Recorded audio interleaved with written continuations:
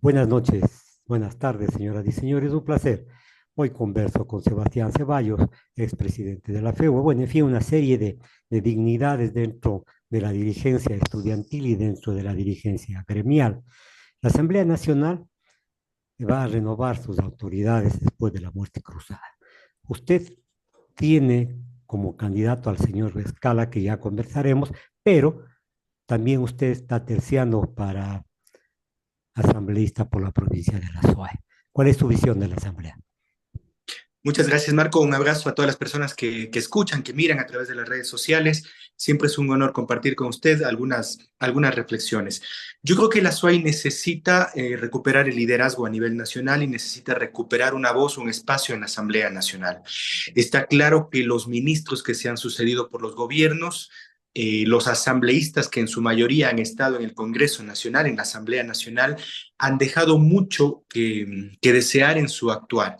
Y creo que la SUAY ha venido perdiendo peso específico en el contexto nacional, pruebas al canto.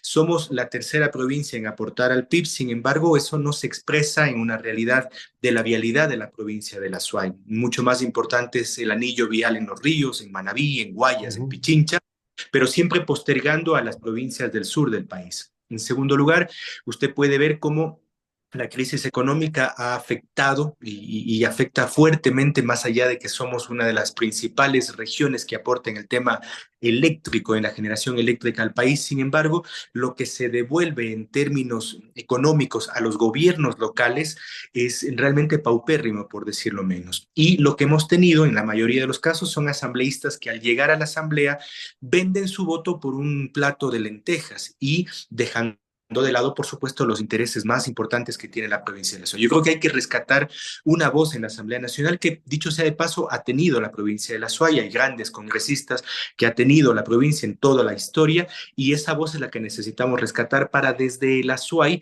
tener una participación que nos permita poner al centro los principales elementos que tiene la provincia, que las necesidades que tiene la provincia de la Suay. Bien, la postergación que señala usted es cierta, indiscutiblemente, no solamente en el Azuay, sino en todas las provincias del sur.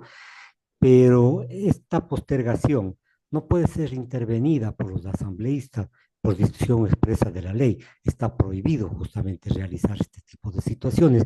¿Cómo piensa entonces pues rodear esta prohibición para poder hacer la presencia de la SUAY exigiendo sus obras y exigiendo a personas que realmente dirijan en beneficio de las clases populares?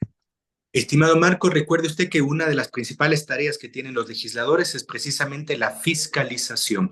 Habrá que fiscalizar, por ejemplo, a los ministros de Obras Públicas y los contratos que se hicieron y aquellos que no se hicieron. Voy a recordar un pasaje muy importante. Cuando el ministro Cabrera fue ministro, valga la redundancia, del gobierno del presidente Guillermo Lasso, se echó abajo sin saber por qué y de una forma medio oscura el contrato que significaba el acceso sur de la ciudad. Era un contrato millonario. Ujú. Antes de ello, fue precisamente el exministro cuencano también, Paul Granda, quien contrató con la empresa Hidalgo Hidalgo ese acceso sur de la ciudad. Dimes y diretes hicieron que al final del día se echara abajo ese contrato y no tengamos una de las obras más esenciales que necesita la provincia y la ciudad, que es el enlace con la provincia del Cañar, porque esa obra beneficiaba también También, los enlaces claro. pista, y con la ciudad de Machala y de Loja, porque era precisamente el acceso sur de la ciudad, por ejemplo, y nadie ha dicho absolutamente nada de eso. Hay que fiscalizar.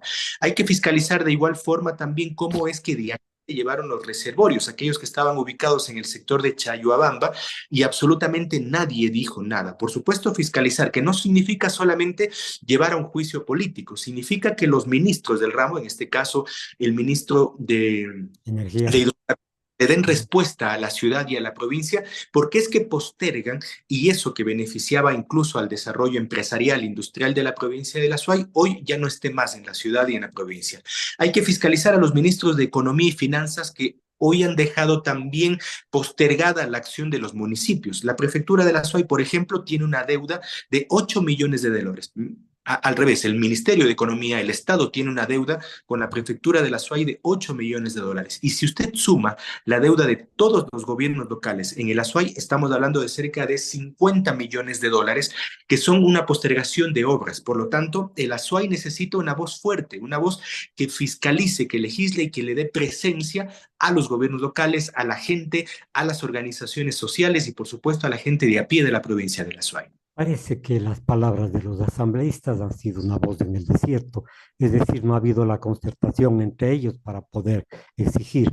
Usted, al gobierno, usted, si es que en caso de que llegara a ser asambleísta, va a ser posiblemente una de las voces, va a tratar de unirse con los asambleístas para hacer un trabajo conjunto de reclamo a las autoridades, porque a mi parecer, que con todo el respeto, los juicios políticos parece que sobran en el Ecuador y estos son los pretextos que tienen los políticos para no cumplir con sus horas.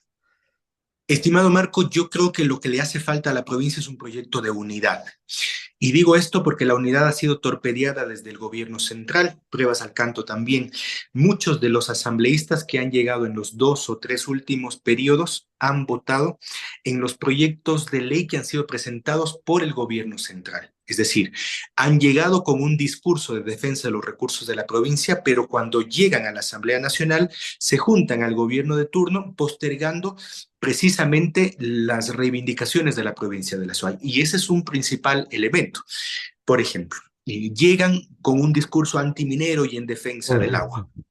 Pero todos los gobiernos que se han sucedido, los 4 últimos gobiernos, están a favor de la explotación en Quimsacocha. Entonces, negociando por un plato de lentejas y no defienden, por ejemplo, las fuentes de agua de la provincia de la SUAY. Hay Correcto. muchos que han votado con el gobierno y pruebas al canto. Los 5 últimos asambleístas todos han votado por las 4 principales leyes que tiene este gobierno, todos, de todos los partidos.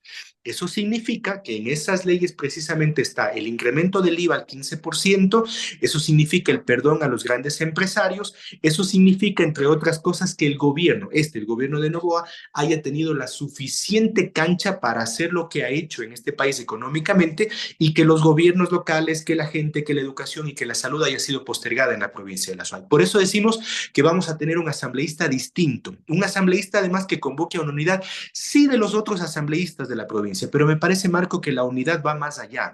Debe ser una unidad de la provincia y de la región, como usted ha planteado, creo que alguna vez lo conversamos, porque si no miramos a Cuenca como capital regional, del país, vamos a ver una vez más postergados las grandes reivindicaciones que tiene esta provincia y que tiene la región. Si nosotros no unimos a los legisladores de Loja, de Zamora, por supuesto de Azuay, sumaría a Cañar, sumaría también a la provincia del Oro, Mm. no solamente a los asambleístas, sino a los gobiernos locales, y no solamente a los gobiernos locales, sino también a las organizaciones, al tejido social, esta región va a seguir postergada, va a seguir relegada con cualquiera sean los gobiernos de turno. Por eso es que me parece que necesitamos un asambleísta de unidad y que tenga la sagacidad y la capacidad para unir precisamente a las provincias para reclamar los recursos y las reivindicaciones y el norte que necesita esta provincia. Yo ayer conversaba con un personaje importante de la provincia y le decía, esta región tiene una gran virtud, que es la más cercana al Perú, que tiene o es uno de los países con mayor desarrollo económico de toda la región. Ujú. Es la más cercana Chile, que es de los PIBs más importantes que tiene la región. Pero si miramos regionalmente, el Perú va a inaugurar en los próximos días el puerto más importante de Sudamérica. Entonces, es posible, si es que realmente revitalizamos una visión regional, que, por ejemplo, la vialidad, que es muy importante, pueda unirnos no solamente entre los cantones, no solamente entre las provincias, sino que una las mercancías del Perú con el Ecuador a ese puerto que es de los puertos más importantes que tiene y que va a tener Sudamérica. Si miramos así la región, es donde podemos dejar de tener un país, una ciudad, una provincia que exporte seres humanos, y me refiero a la migración, que es algo que nos duele profundamente y que pueda mirarse a sí mismo como una región que reactive el aparato productivo del país y, por supuesto, de las ciudades que conforman la región. Bien, usted ha sido claro en decir que asambleístas han aprobado el crecimiento del IVA, el perdón de las deudas, pero parece que que este conocimiento no llega al público, a la generalidad del público. Aquí hay complicidad a lo mejor de ciertos medios, de activistas políticos que no les gusta hablar de esta situación para no incomodar y que después de incómode. ¿Cree usted que este silencio es cómplice en algún momento? Sí, por supuesto que sí. Creo que además ese silencio llega por un centralismo que abraza de varias formas a gobiernos locales, a políticos y activistas. Hay una suerte de chantaje, estimado Marco, que se hace y que pesa sobre algunos alcaldes. Es decir, te pago las rentas para que puedas hacer la obra pública en tanto y en cuanto tengas callada la boca. Ujú. Y te hago propuestas en la Asamblea Nacional a cambio de ciertos favores, a cambio de que te calles la boca. Y así no puede funcionar el Estado. Debemos ir a la Asamblea y usted sabe, Marco, nosotros no tenemos compromiso y no vamos a tener compromiso con ningún tipo digamos, de estas propuestas que a mi forma de ver son indecentes y que han dañado la política ecuatoriana. Y que creo que más bien necesitamos asambleístas que levanten la bandera de las SUAY, esas reivindicaciones, y que vayan a reclamar viendo a los ojos al poder central. El hecho de ser del sur no nos hace menos ciudadanos que Guayaquil o Quito, que se han llevado una buena parte de las rentas de este país. El hecho de ser del sur del país no supone que tengamos una postergación en cuanto a la obra pública. Dígame usted, Marco, ¿cuál es la obra pública más importante en los últimos años en el Azuay? No hay. La obra pública más importante, podríamos decir, es el tranvía. Un tranvía que generó además una crisis en los locales donde se instauró el tranvía y que, digamos, se pone en tela de duda si realmente tiene el impacto que necesitaba la economía de la provincia de la Azuay, la economía de la región, y si es que era realmente una obra completamente necesaria para desarrollar una ciudad mucha más diversa y mucho más desarrollada económicamente. Sí, estoy de acuerdo en cierta parte con usted, pero usted sabe que la Asamblea Nacional se lleva o legisla a través de mayorías. Lograr esas mayorías significa claudicar en los principios, y esto lo digo claramente, necesitamos 71 votos, un poco más ahora con el crecimiento de los asambleístas, 73, 74. Esas mayorías son difíciles de conseguir. Yo te doy, tú me das, el toma y daca. ¿Cree usted que al no penetrar usted dentro de esta mayoría, va a lo mejor a constituir una voz solitaria y a lo mejor una especie de embudo para que las acciones del Ejecutivo y el Legislativo no puedan compaginarse? Yo creo firmemente que el Ecuador está a las puertas de cambios políticos que se van a generar en las nuevas elecciones. Y si usted me pregunta, Marco, y entrando al ámbito del análisis político, no creo que haya una fuerza política que tenga garantizada el entrar a la segunda vuelta. Yo creo que se van a producir muchos cambios en esta elección. No creo que el gobierno, como se dice, tenga garantizada la elección en una sola vuelta. Creo que eso es un absurdo. Y creo más bien que el pueblo ecuatoriano está cansado de la politiquería y estamos llegando a un momento casi que de estado fallido y que esta elección puede representar una esperanza para tener una nueva composición en la Asamblea y un nuevo gobierno. Esta elección puede ser, sin lugar a dudas, la posibilidad que tiene el pueblo ecuatoriano para golpear a aquellos que ya han gobernado este país y abrir el cauce para desarrollar, insisto, tanto en la Asamblea como en el gobierno, nuevos postulados que representen, me parece, un nuevo sendero, un nuevo cambio para el país. Nosotros estamos haciendo un llamado a la unidad, Marco, a la unidad de los sectores democráticos, a la unidad de los sectores de izquierda, por supuesto, a las organizaciones políticas, sociales, para que en estos días podamos, hasta el día 30, además que es posible realizar las alianzas, y después de eso también con otras organizaciones, conformar un frente tanto en la provincia de la Suay como a nivel nacional que nos permita presentarle a la gente la posibilidad de un proyecto de unidad que nos sirva para enfrentar el proceso electoral, pero también para reconstruir este Ecuador que prácticamente se lo han llevado en peso los últimos gobiernos. Por cierto, la frase que más pronuncian los políticos de esto de la organización, de unirse los grupos sociales, en fin, pero vemos que prácticamente ciertos momentos, ciertos movimientos, como el movimiento indígena, soy claro, ha desaparecido y que asomaron los ponchos dorados, en fin. ¿Cree usted que los intereses particulares y los intereses de los partidos políticos o movimientos van a ser desalojados, van a decir, bueno, yo me entrego a una causa nacional o primero estoy yo, después yo y tercero yo? Yo creo que es posible anteponer porque la destrucción del país está a las vísperas. Si votamos por los mismos de siempre, tendremos a la vuelta de la esquina un incremento mayor de la gasolina y del gas, que es lo que está planteado en el mandato del fondo. Tendremos a la vuelta de la esquina la privatización de los sectores estratégicos y con ello el incremento de las tarifas de electricidad y los otros sectores estratégicos del Estado, telefonía celular, etcétera. Si es que votamos por los mismos de siempre, estamos a las puertas de tener una educación que no solo que tenga a muchos más niños que desertan de las aulas y tendremos seguramente a las puertas una inseguridad que se desborda y que en estos días precisamente llegue a niveles muy, digamos, que no se puedan contener por parte del Estado. Es decir, estamos en un momento muy crítico de la vida del país. Creo que nunca antes en la historia varias crisis habían confluido, la de seguridad, la económica, la educativa, la de salud, y esto creo que va a imperar en la nueva selección de asambleístas y en la nueva selección del futuro gobierno por parte de un pueblo que más allá de lo que digan las encuestas, tiene una profunda desazón que ni siquiera es comparada, estimado Marco, con la que hubo en el 2006 o en el 99, que fueron momentos de mucha crisis profunda para el Ecuador. Esta va a ser una elección, me parece, completamente distinta, donde vamos a tener entre comillas, sorpresas, pero yo sí diría un cambio de rumbo en el país. Y por supuesto, si se antepone todo eso, no solamente el movimiento indígena, sino otros sectores de la sociedad, incluido los empresarios pequeños y medianos, los empresarios que quieran sumar a esta causa, podemos realmente reconstruir casi que de las cenizas un país que, como decía antes, se han llevado en peso o pretenden llevarse en peso. Las élites económicas tienen figuras de recambio y tienen una virtud que hay que reconocerlo. Cuando se trata de ir o de disputar con ciertos sectores progresistas, se unen, se juntan, se arremolinan, pero la izquierda ecuatoriana o los movimientos progresistas piensan solamente en su organización, en su pensamiento, porque no creo que haya ideología, y esto debilita entonces a los movimientos progresistas. ¿Qué va a hacer usted? Porque mientras más dividen a la izquierda o a las izquierdas, a los progresistas, más fácil va a ser gobernar para las élites económicas, Sebastián. Bueno, permítame matizar. Han habido expresiones importantes de unidad, tanto en lo social, las movilizaciones del 2019 y 2022 han sido una expresión de unidad del movimiento indígena y otros sectores sociales de la población.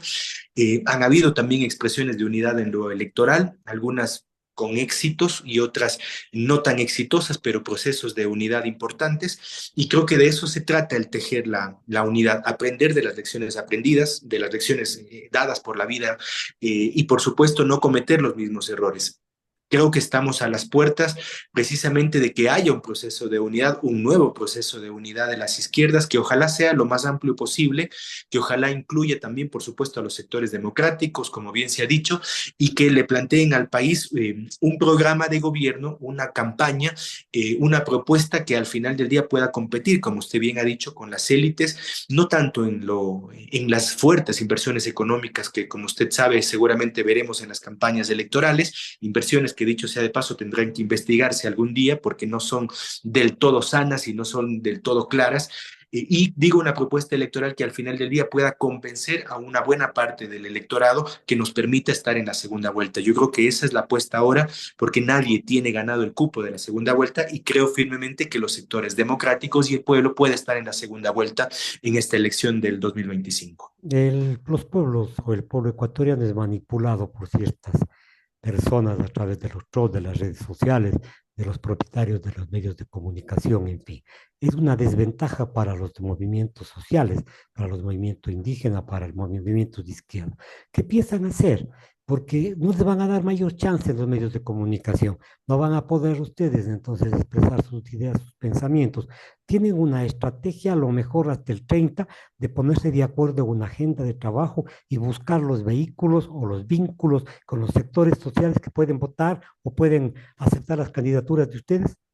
Dos hechos, estimado Marco, a propósito de su pregunta, que es muy profunda. La primera es que Creo que en los grandes medios no han podido ocultar del todo la unidad que se está forjando y los candidatos que han ido naciendo desde la izquierda y desde los sectores democráticos. Y creo que eso es importante. Por supuesto, ni mucho menos defendiendo los intereses de los grandes medios. Más bien al contrario, también creo que un aporte fundamental es lo que se está haciendo a través de los medios alternativos y medios alternativos que han pululado en el país, en la provincia también, y que tienden a una visión mucho más democrática y a una visión que trasciende. No siempre los grandes medios imponen la agenda nacional. De hecho, me parece que hacia abajo, hacia los sectores del pueblo organizado y no organizado, hay discusiones distintas que están por afuera de los grandes medios de comunicación. Y esa discusión es cómo llevar la comida al plato diario de los hogares, cómo pagar el arriendo, cómo financiar los créditos que se tiene con la banca privada. Y no siempre se habla de eso en los grandes medios y ahí hay una preocupación muy fuerte. Hoy en los hogares cuencanos y azuayas hay una gran disyuntiva. Si quedarnos aquí para encontrar un trabajo que parecería incierto o migrar hacia los Estados Unidos. Un dato que a mí me parece escalofriante es que hay más de 150,000 personas entre enero y julio de personas que han sido detenidas, abordadas por la Policía de Migración en Estados Unidos. La mayoría de ellos, por supuesto, usted sabe bien, azuayos. Y eso es lo que está en la discusión de la gente. Por lo tanto, no creo que haya una hegemonía política de los grandes medios, más bien al contrario, creo que hay una discusión y me parece que el gran desafío de esta elección es poder conectar con esa conversación que está en el hogar ecuatoriano, en el hogar azuayo. Y lo segundo es que yo soy de las personas optimistas que cree que hasta el 30 de octubre vamos a dar un gran anuncio donde los sectores, insisto, democráticos, progresistas, de izquierda, podamos tener una propuesta que presentarle al país, lo más unitaria posible y donde además a partir de tener un binomio en unidad podamos juntar a más espacios. Hasta el 30 son las alianzas legales, por decirlo así, pero hay otro tipo de alianzas con sectores, artesanos, choferes, maestros, campesinos, etcétera, que creo que deberemos ir forjando para enfrentar el proceso electoral. Yo creo que hay una campaña abierta, estimado Marco, y creo que en Azuay, por supuesto, que hay grandes condiciones también para que ese frente social de la provincia se exprese de alguna manera. Ya no más división, porque yo creo que eso nos ha hecho mucho daño como provincia y, por supuesto, políticamente. Creo que es necesaria la unidad y, como hemos dicho, no solamente para ganar la elección, sino una unidad para poner al centro las principales reivindicaciones de la provincia. Un asambleísta, como usted bien ha dicho, no puede ser una voz en el desierto en la Asamblea Nacional, pero si ese asambleísta recoge las aspiraciones y es impulsado por un fuerte movimiento social es otra cosa. Los grandes cambios no lo han producido los asambleístas, sino la unidad de esas representaciones con las fuerzas vivas de la provincia de la Azuay o de cada una de las provincias que han tenido en este país gestas históricas y yo creo que es el momento de que el sur pueda unir las fuerzas. Bien, en todo caso, respetable su posición dentro de todo punto de vista. Ojalá se den las situaciones así para que cambie un poco la realidad de la provincia de la Suay. Pero usted hace un rato señaló que van a exigir que se cumplan con las obras, en fin, y se van a topar con un muro de indiferencia. No hay plata. ¿Con qué quiere que hagamos? Entonces ahí viene la contradicción. Nos oponemos ciertos sectores al endeudamiento con los organismos de crédito internacional. Entonces responde el presidente de dónde sacó la plata. ¿Cuál es su respuesta? ¿Cuál es su visión? Nos están engañando. El PIB es suficiente como para poder cumplir con las obligaciones, digamos, a mediano y a largo plazo de las exigencias que ustedes tienen. Por supuesto que sí, y creo que la inversión es urgente y necesaria en educación, en salud, y creo que los dineros del pueblo ecuatoriano tienen que utilizarse para el pueblo ecuatoriano y no para pagar la deuda externa. En eso coincidimos con Pedro Granja y Jorge Escala, que son, así, al igual que Leonidas Issa, los candidatos presidenciales que están en la discusión del proyecto de unidad, de plantear una moratoria, una renegociación de la deuda externa ecuatoriana. Creo que se ha hecho en momentos de la vida del país, hay momentos históricos donde se ha hecho, hay países que lo han hecho y el propio Banco Mundial reconoce que en momentos de crisis los países en desarrollo o los países del tercer mundo, como algunos denominan, tienen la potestad para renegociar los plazos y los créditos que tienen con la banca internacional o en este caso con el Fondo Monetario y el Banco Mundial. ¿Para qué? Para reactivar la economía. Como usted bien ha dicho, Marco, no hay otra fórmula en este país. Es decir, la disyuntiva es si pagar a un banco internacional o invertir en salud, educación para no tener más deserción escolar. Son 27.000 los niños y niñas que han salido de las escuelas en el Azuay para invertir en los hospitales. Yo hace poco saqué en nuestras redes sociales la realidad del hospital José Carrasco Arteaga, que es en realidad un hospital que representa una bomba de tiempo. Tiene más de 25 años ese hospital y no se ha hecho una remodelación adecuada, y otros centros de salud, el Seguro Social Campesino, etcétera. Para invertir, por ejemplo, en la vialidad, que es lo que genera empleo.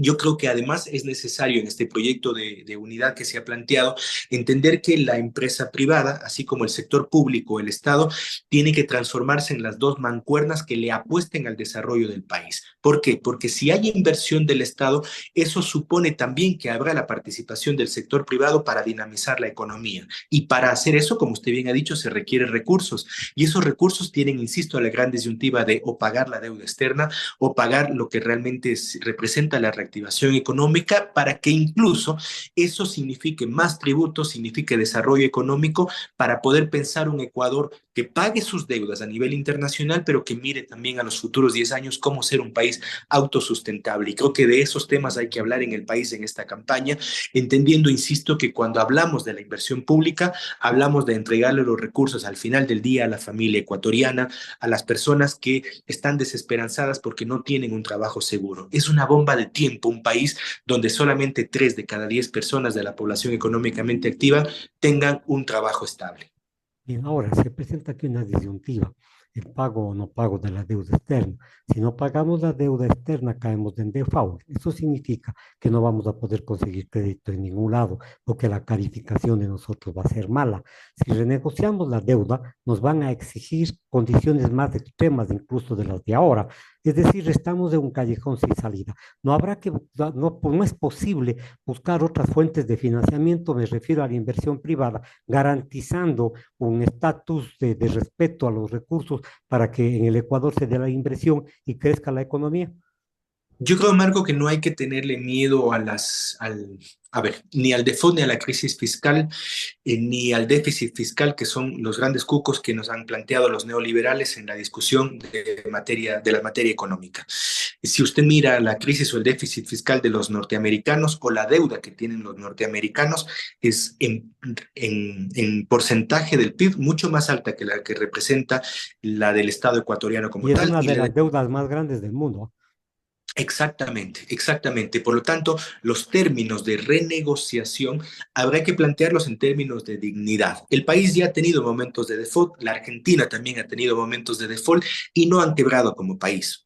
Segundo, yo estoy completamente de acuerdo con usted a propósito de que hay que plantear alternativas económicas y lo que hay que hacer es cobrarles a los evasores de impuestos, en segundo lugar, que son los grandes beneficiarios de la crisis económica que vive este país. Hoy en el Ecuador hay miles de migrantes que no tienen un empleo seguro, que han salido del país versus una banca que tiene ingresos y ganancias inimaginables en la historia del país, inimaginables, cuantiosas, porcentualmente que cada año han crecido. No dejaron de crecer en la pandemia y ahora hay mucha gente y familias ecuatorianas que, además hay un dato último, que están con muchas complicaciones para pagar los créditos que tienen con esa banca. Si la banca quiere seguir ganando, por supuesto tiene que pagar impuestos y tendrá que pagar impuestos a las grandes ganancias o a las ganancias extraordinarias que tengan. Debe ser así porque o si no vamos a tener problemas y la propia banca no va a tener un funcionamiento regular. Segundo, le decía, no podemos tener un presidente que sea el principal deudor o su familia sea el principal deudor del Estado ecuatoriano. Eso representa casi casi un atentado a la moral pública, al Estado, a las buenas costumbres, a la Constitución. Hay que cobrarles a los evasores de impuestos y estoy seguro que con la presidencia que nosotros tengamos, lo primero que haremos es decirle a la familia Novoa y a otras tantas familias que están ahí y grupos económicos que paguen los recursos que le deben al Estado ecuatoriano, porque si no, no puede haber un desarrollo económico armónico y una sociedad justa. Y no estoy hablando, ojo, de redistribución de la riqueza aún, sino de cobrarles a la gente que le debe al Estado. Y tercero, tercer lugar, yo estoy de acuerdo de que pongamos al centro una redistribución, por lo menos donde a través de los impuestos la gente que más tiene pague más y que por supuesto también demos respiro a los pequeños y medianos empresarios que como usted y yo sabemos son los que generan la mayor cantidad de plazas de trabajo en este país y que están asfixiados, tanto porque el SRI les cierra la tienda cuando te atrasas 2 o 3 meses o porque están asfixiados con los nuevos impuestos. Los comercios están asfixiados porque ellos son los que pagan al final del día el 3% más del IVA que se generó y que se aprobó en la Asamblea Nacional.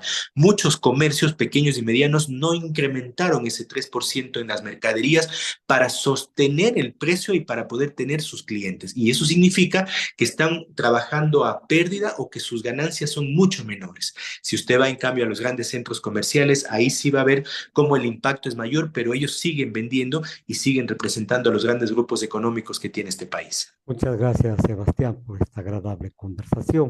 Volveremos en algún momento a conversar con usted. Señoras y señores, les agradezco. Sebastián Ceballos, candidato a asambleísta por la provincia de La Suay, conversó con nosotros. Buenas noches. Gracias, Marco. Un abrazo.